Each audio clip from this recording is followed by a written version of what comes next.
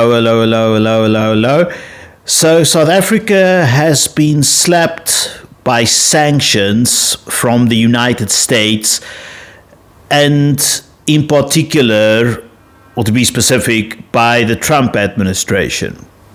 Now, this will have a big effect on our economy, specifically wine exporters, citrus exporters, and some car manufacturers. Like, we have a 25% surplus with the trade surplus with the United States, and it's good to be grateful about it, but also this AGOA trade deal that has made it possible. It was negotiated. Like, a deal is a deal. You do a Texan shake and then it's done. And the trade that the money the money that the United States will lose from trading with South Africa is a drop in the bucket. If you compare it to China or the European Union, like South Africa, we don't like make that much money from the United States, or rather, we're not that taxing on the United States. Like, the United States should have seen this AGOA thing as a huge amount of soft power that you can use on the South African government. Now, I don't think the South African government fully thought through the perils of dealing with the Trump presidency, because Donald Trump is a very interesting man. He doesn't really listen to his advisors. With his Project 2025, he basically planted cadres, or cadres, as you say in American, into his government. Obviously, and I've spoken out against cadreism numerous times. You can see some of my other economics videos. So these people are obviously not competent in the United States government. So you shouldn't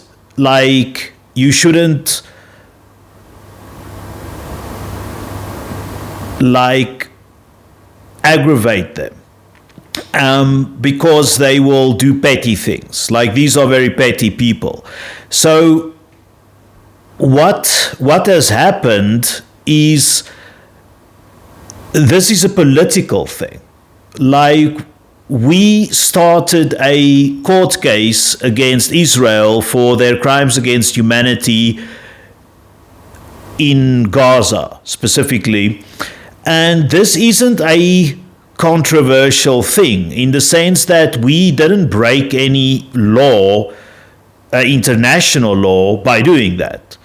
In fact, 30 other countries have joined South Africa in basically taking Israel to the ICJ, the International Court of Human Rights, or the International Justice Court. That thing in the Netherlands, in the Hague.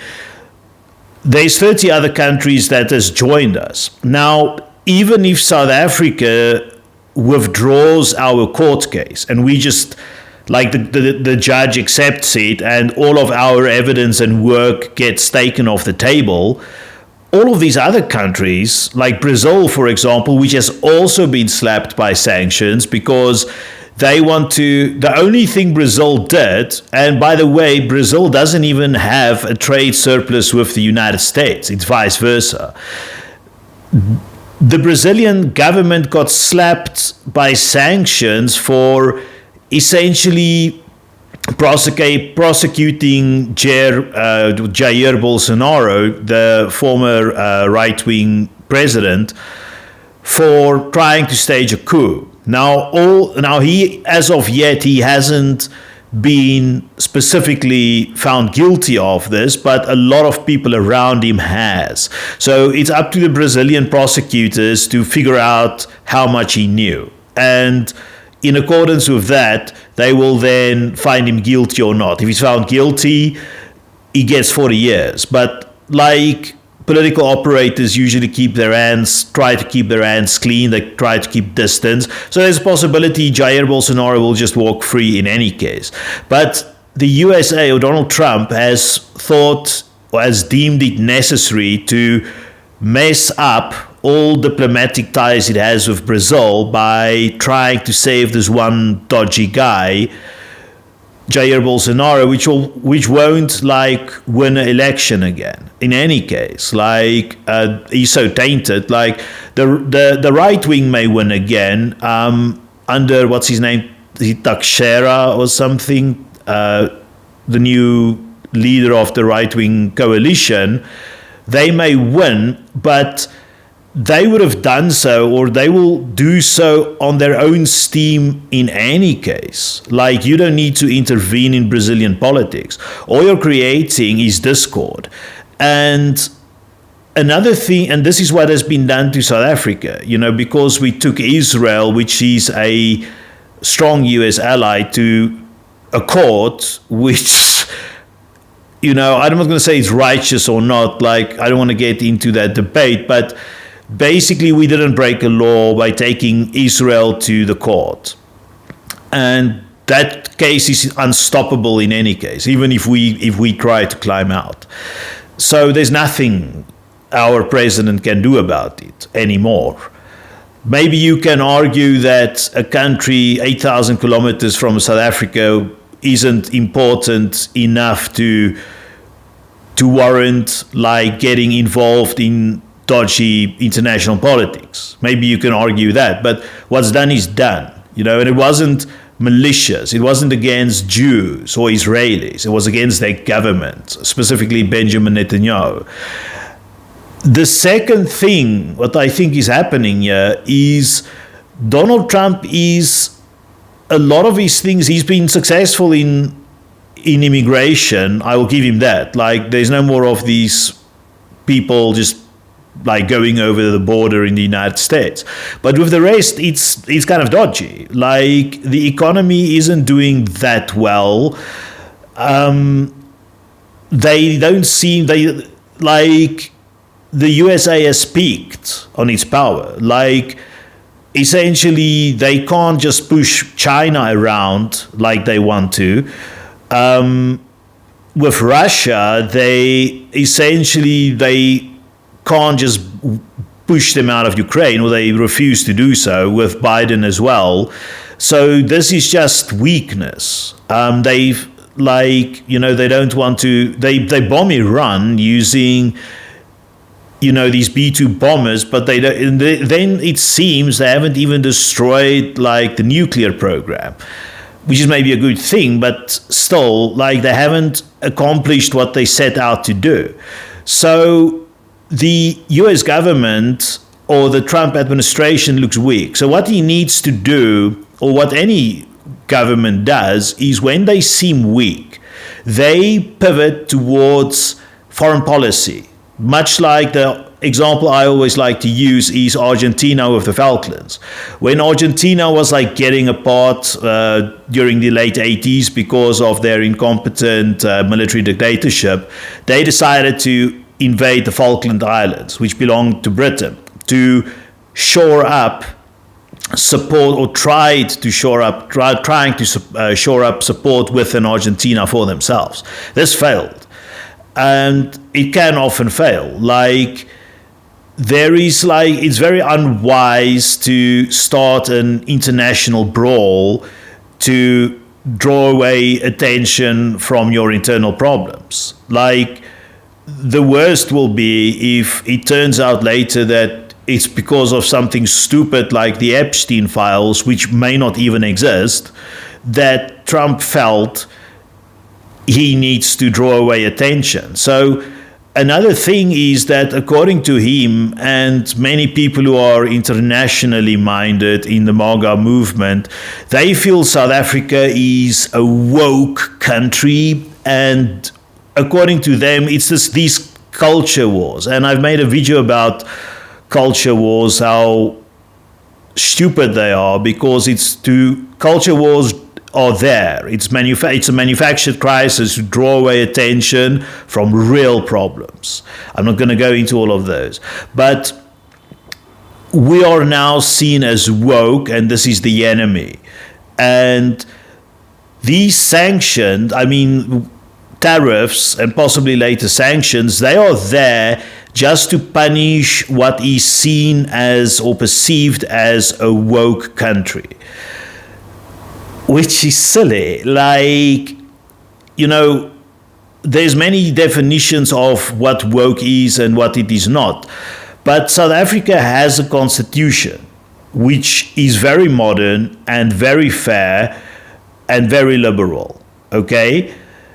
We have the Constitutional Court, which is very independent, it's very strong, and it's one of our third arms, the third arm of government after the president and the parliament.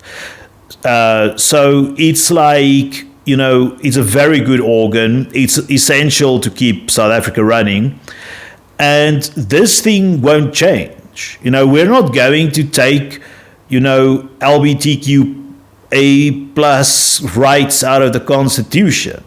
It's impossible. The president can start, let's say the president caves under these I want to call them sanctions, these tariffs or these threats, and he tries to change the Constitution.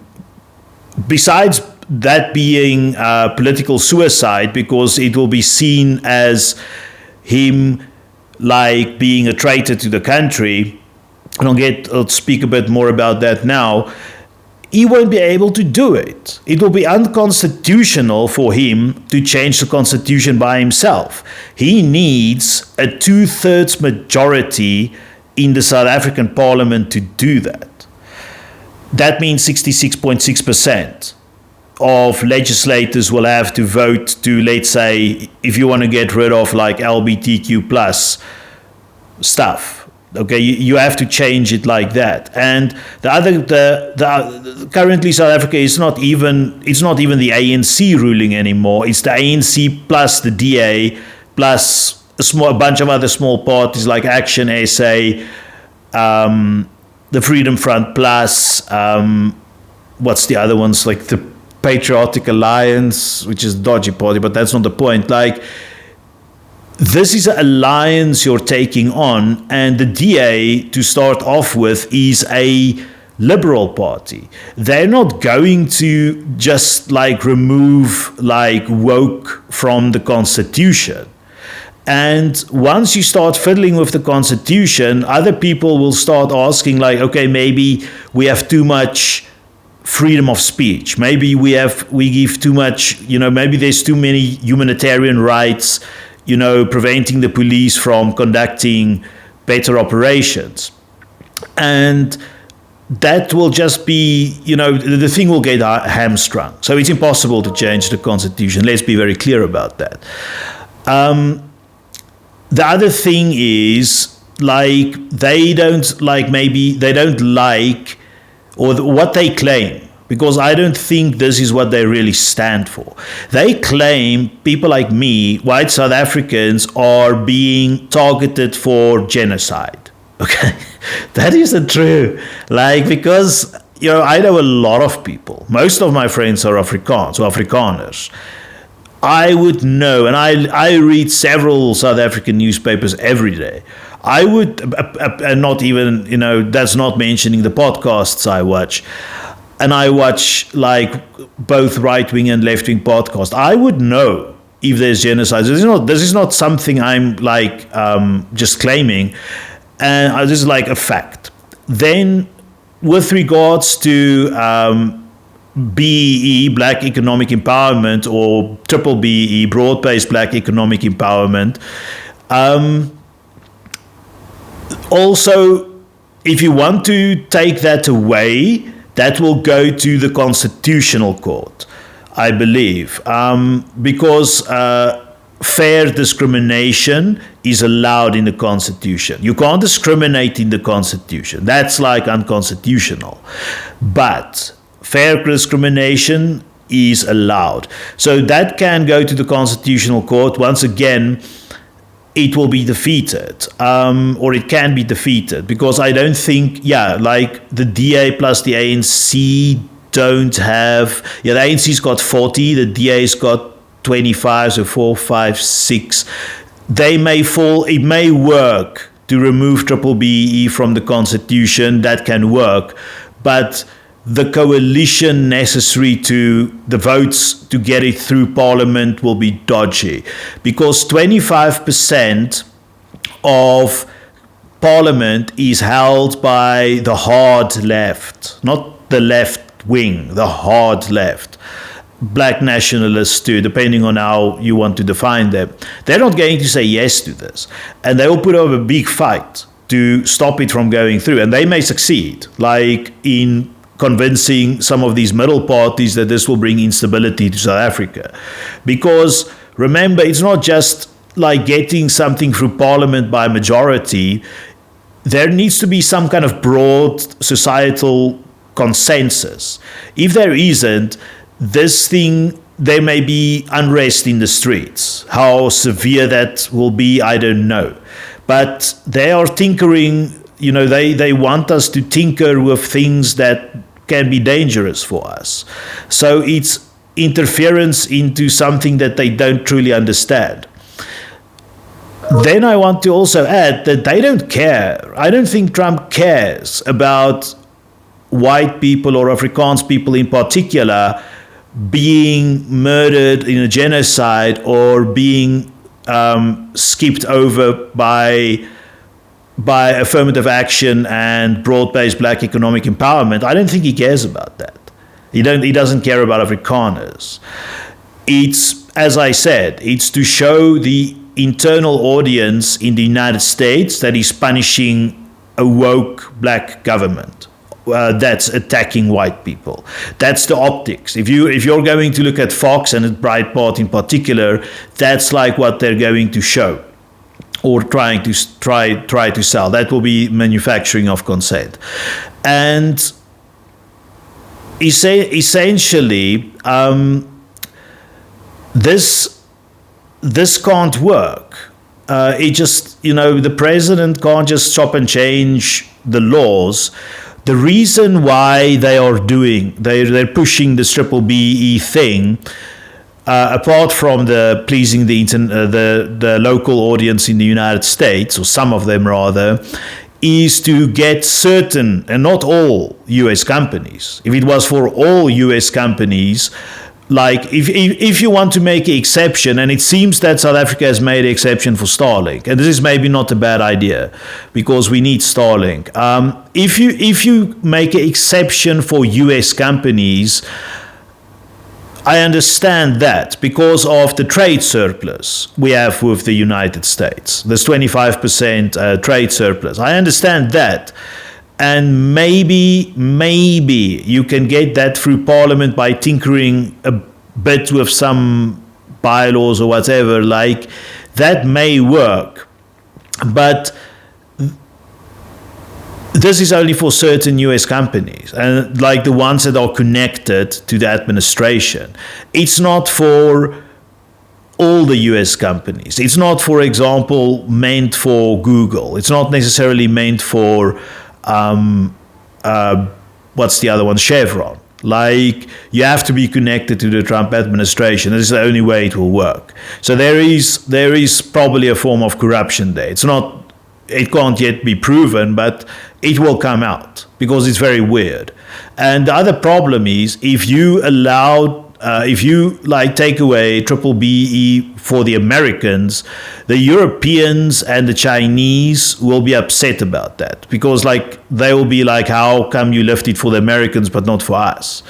And this may cause problems. Then there's also this hypocrisy from the Trump administration in the sense that other countries like China and a whole other bunch as well require native, you need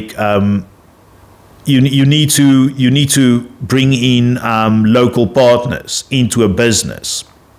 And This is why China gets lower tariffs than South Africa, because it's just a stronger country. The US can't just slap like tariffs on China because they need the Chinese goods.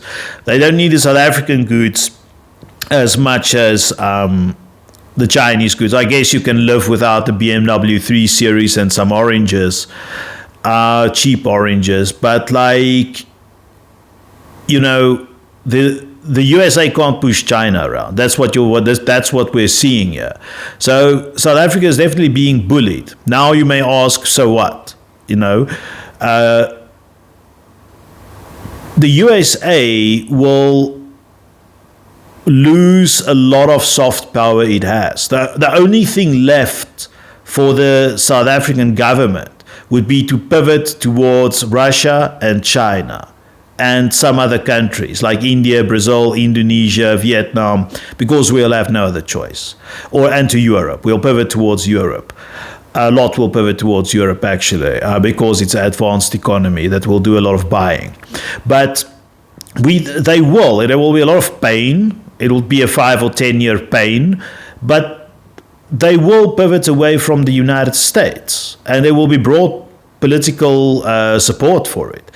How can I say that? Well, the party that will be the most pro-US in South Africa, the DA, and if you count, that is like the right-leaning centrist party, and if you count the Freedom Front Plus with them, which is a right-wing party, then they only have 27% of the total vote. The rest, the ANC's got 40%. The EFF, hard left, black nationalist party, they've got 10%, 9%. The MK party of President Jacob Zuma, former President Jacob Zuma, who's a super dodgy character, by the way, he's got also hard left, black nationalist, he's got 15%. If you combine the EFF and the MK, it's 25%, and you will empower them. Like South Africans will flock to them because they'll be like, these are the people who are standing up to US imperialism or whatever that may mean. Even if it's not US imperialism, it will be perceived as by the common public, even if it's a centrist person, and most South Africans are centrist, but it will be perceived as a colonialist attempt to influence another country. And it's not like it's without precedent. The USA interfered in Nicaragua and helped to kill a lot of people there about bananas.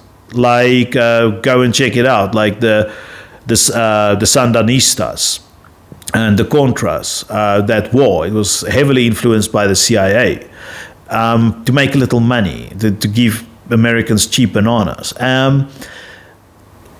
So it's these hard left parties will gain from sanctions and tariffs. They will gain from it. The centrists and the right wing will lose. They will lose support because remember, there's only 5% or 6% of the population are white who can vote for the DA and the Freedom Front Plus. Some of the DAs, a lot of the DAs, like think 30-40% of their support are black middle class people. But remember, if you make these tariffs seem like an attack on black people, you're eroding the DA's power base.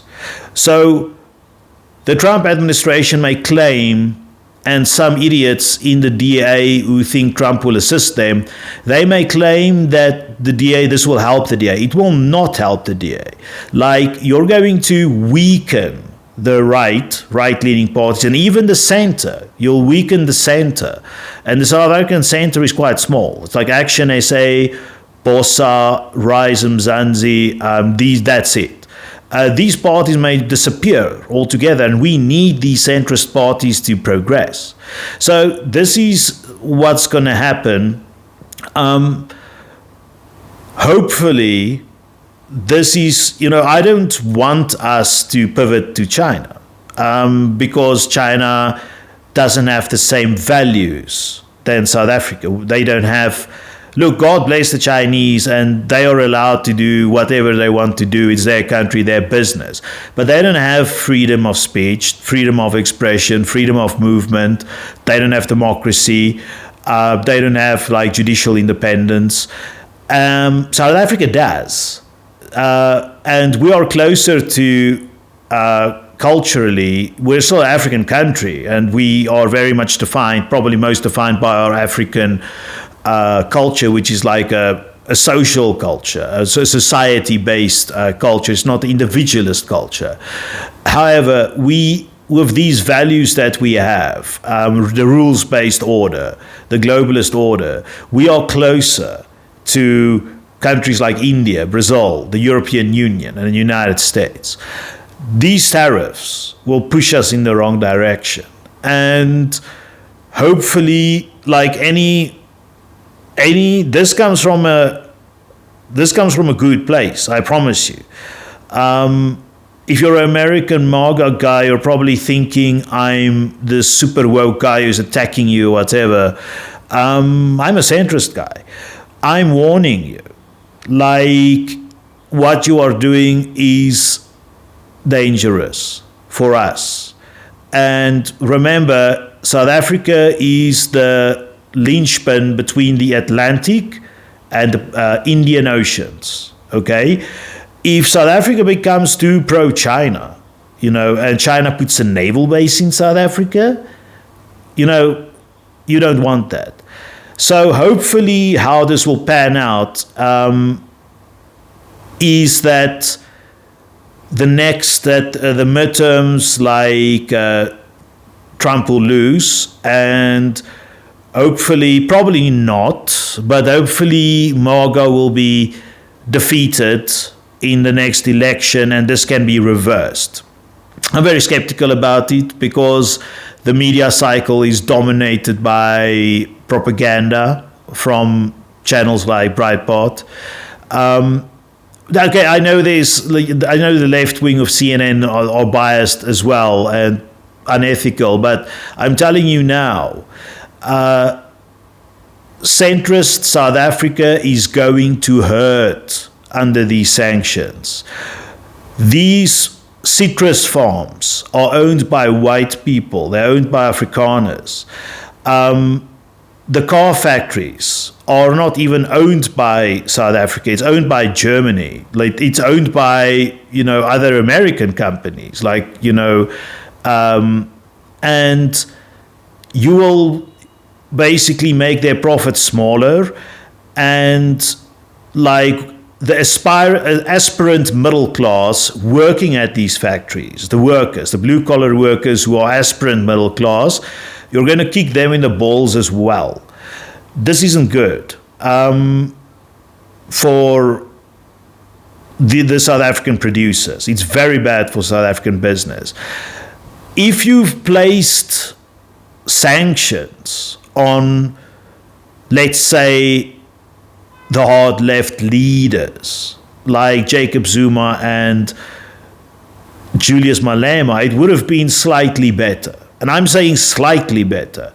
It may even have backfired, because once you, like Julius Malema, the hard left guy, when Trump attacked President Cyril Ramaphosa in the White House, he made President Cyril Ramaphosa look weak. And President Ramaphosa was trying to be polite and kind, and he tried to listen. Trump was not having that. And he kept attacking the president, making him look weak, and he kept on mentioning Julius Malema. Julius Malema is not a player in South African politics. He's not even a kingmaker. He's got 9% of the vote. However, he tweeted that, now he's on the radar. The Americans are scared of him. And obviously, the EFF supporters are buying this. And it looks like it's true. If he got sanctioned, I would have understood it. But even then, you make him a martyr. Probably he doesn't even have any money in the USA or the UK, which you can sanction, like or freeze. He will put.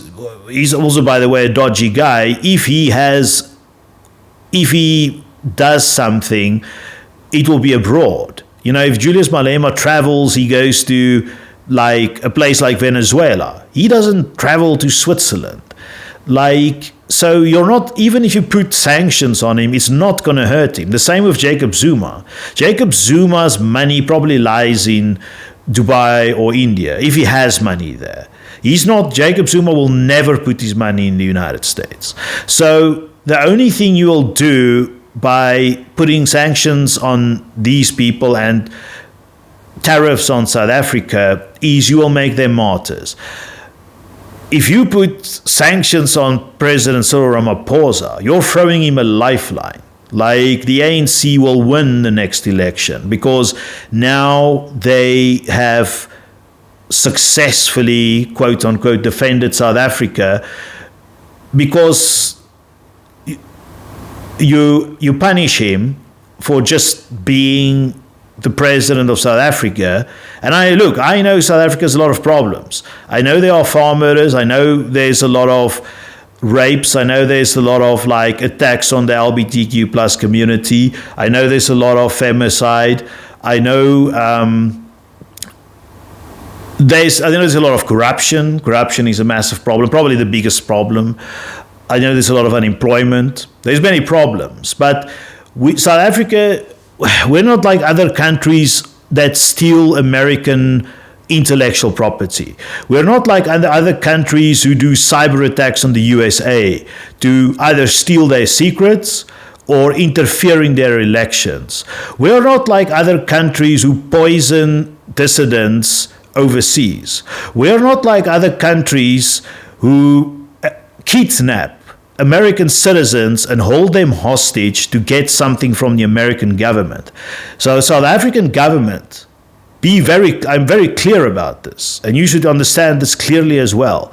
South Africa is a neutral country, and I've got a lot of evidence for this.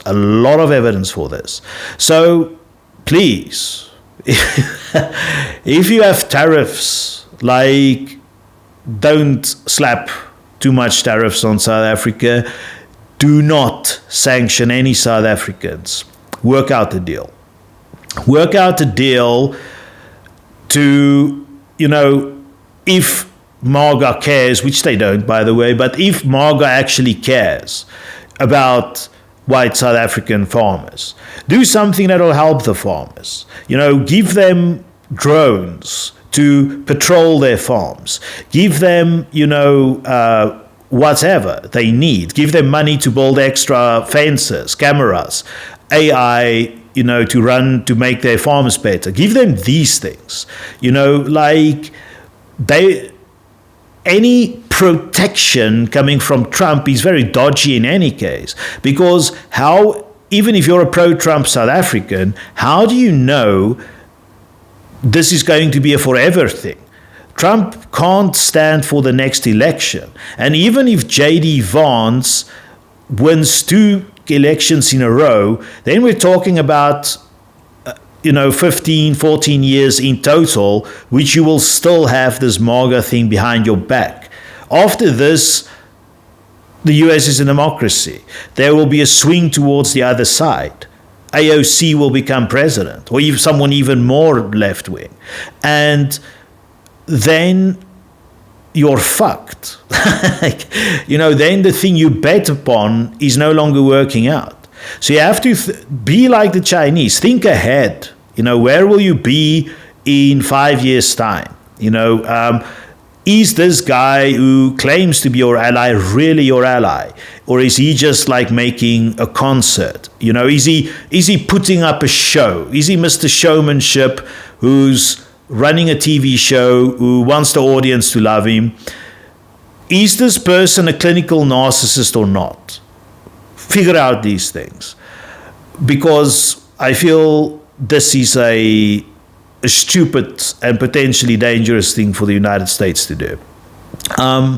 Leave South Africa be. Go and interfere in some other place, in fact, don't even interfere in other countries. Like, MAGA claims to be America first. So put America first. Like, stay within your borders, like, recall your troops from foreign army bases, put them in the United States, like, take the troops out of harm's way, to put them in the United States to patrol your borders, prevent extra crime, use the surplus of saving money that you will expend on your nuclear submarines, use that to, I don't know, stop drug addiction, or like build people extra homes, bring rent down, bring down your cost of living.